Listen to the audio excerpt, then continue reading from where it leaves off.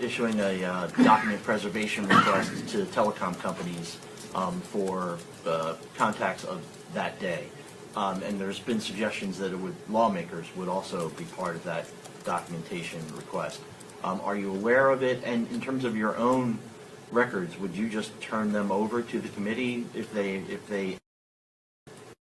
Well, the only thing I learned more about this committee is more political than it is.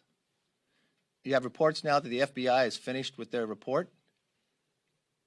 And I think it goes against everything the politics of the Democrats want to believe. You now watch the Democrats in a time of Afghanistan that they want to use their majority power to get people's phone records. They come from members of Congress. They're coming for everybody's thing. It's kind of amusing to me of how political they will go with this. I told the American public who I talked to that day. I literally went and talked to the American public on 3 different networks that day. I don't know. The real question has to be, the other report that came out this week, is that the FBI told the Capitol Police beforehand there was a threat. They knew on December 14th there was problems. They had Inspector General reports of the failures of the top leadership in Capitol Police with not allowing them to have the training. They had the Kavanaugh hearings where the lines were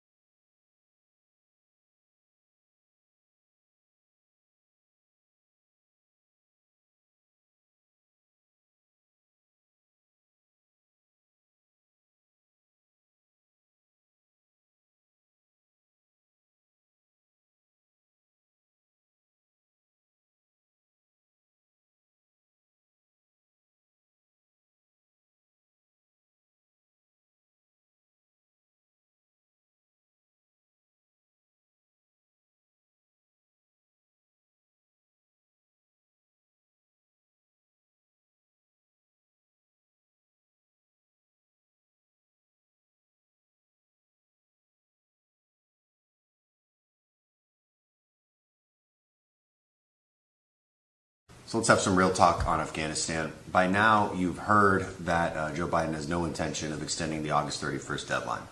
Now, that deadline was self-imposed by Joe Biden himself this entire time.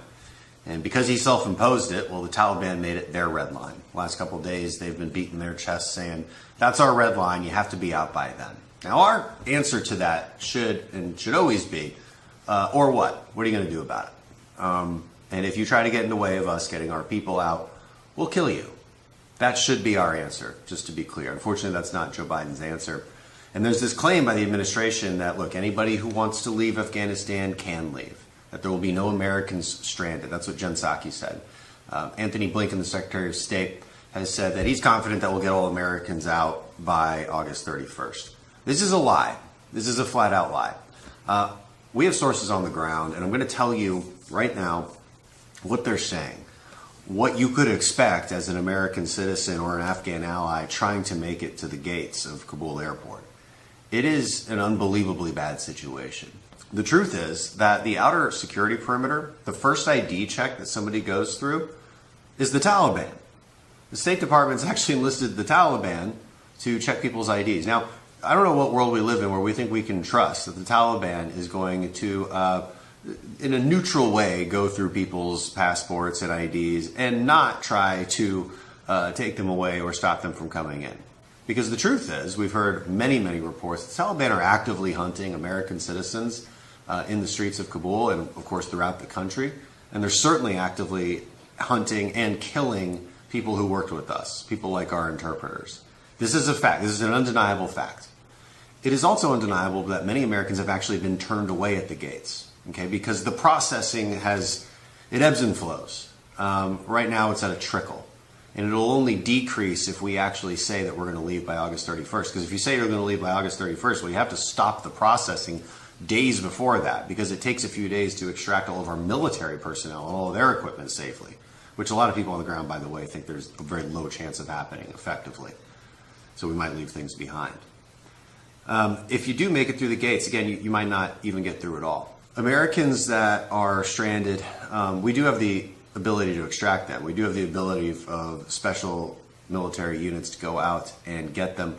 But at least one occasion that I know of, State Department shut an operation down. They actually were about to leave. Our military was about to leave and go get Americans, and the State Department, without explanation, shut it down. The State Department's in charge in all of this. Department of Defense is the implementers. Right? They might give it some advice, but the State Department's in charge. That's actually what's happening on the ground. It's important to note that even if you do make it to the gates, you make it past the Taliban death squads, you make it past the Taliban security perimeter, and you make it through the thousands of people that are potentially crushing you. I mean, our soldiers are picking up dead bodies because so many people have been crushed and trampled over by the crowds. If you do make it there, it's not as if there's a processed, it's not as if there's a line that people walk through and documents get checked. It's a Marine who has to stand up and yell in a bullhorn for some names on a list and just hope that those people are there. I mean, it's pure luck that people are getting in at this point. It's pure luck. And so to say that we're going to get everybody out by August 31st, that's fantasy. It's not true. It's a complete lie. So what are our options? Well, look, we have to acknowledge that the old plan didn't work and that the old plan has gone to hell. And we need to acknowledge that we now need to reset the chessboard, that we need a new plan. If as a country we actually care about getting our American citizens and our allies out, and I think we should. I think a lot of people agree with that. So what do? Well, we simply, first of all, say that we're going to stay longer. How much longer? As long as it takes. We will leave when we are ready, when we think that we've gotten everybody we want to get out. Carefully note, the administration keeps using this line that they're getting Americans out who want to be extracted. Well, here's the thing. They're actually counting people as not wanting to get extracted if they tried to get through with their family and we wouldn't let them through. So here's the scenario. A father of a family of four, let's say, is a U.S. citizen, but nobody else is a U.S. citizen, his wife or his kids. And so they've been told, well, you can come through, but not your wife and kids, so you have to choose. Now, Secretary of State says that's not happening. Well, we have multiple reports on the ground from this happening. And so now they're being counted as somebody, well, because obviously they're not going to leave their wife and kids. And so they're being counted as an American that didn't want to leave. So they're checked off the list. But of course they wanted to leave. And of course we should be allowing immediate family and even some extended family to leave with American citizens in an emergency situation like this. Protecting our people has to be a priority. But for this administration, it doesn't seem to be. Look, it is almost impossible at this point to get everybody out through the airport in Kabul. It's also a very soft and easy target.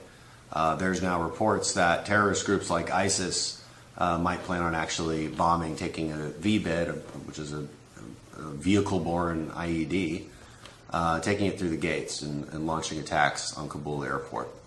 You need other options in a situation like this. You know, we left Bagram foolishly. That had more airstrips and more capability to get more flights through.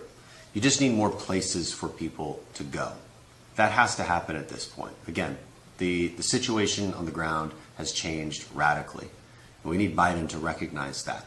We need Biden to actually take action that protects American citizens and protects our allies, protects our dignity in all of this. He's refusing to do it. We need more public pressure on him to change course and do what's right here. Deserve a government who will not stop until all Americans are out of Afghanistan. We will continue to hold them accountable, and that is what our mission is. I know there's been a great deal amount of mistakes in one of the greatest tragedies this country has seen on a foreign policy level. Right now, our whole focus should be just getting Americans out, but there has to be accountability in the future, that this mistake can never happen again. There's many places we'll have to look, not just from the State Department, to the intel, to the decisions that are being made, but even in Congress itself. This Democrat majority and Adam Schiff shifted the entire Intel Committee to be one of impeachment and political. What did we miss? Devin Nunes has warned us time and before. The number of hearings they wanted to look on an international basis of what's the threats out there. We now have a border that is open. When I traveled to it earlier this year, it was then that we found we had been arresting people on the terrorist watch list from Yemen. When I brought forth that on a press conference, I was criticized by Democrats. Congressman Gallegos. He said I was not telling the truth, I was lying. He has not apologized for that. We now have 5,000 prisoners that were released in Afghanistan. We have more than 100 different countries of individuals coming across our southern border. We have a president that opened it up. Now is the time to close it. This country is less safe today than we were 20 years ago based upon the actions that have just taken place. Allowing Taliban to control our foreign policy, weaponizing them, reports now that they have more Black Hawks than Australia. From the aircraft, to the drones, to the weaponry. They have more support than they had before just from their own military buildup of the weapons that they've taken from America. Now a border that is open and a fear of what the future holds. This has all got to change. And the presidency has to change his foreign policy as well. With that,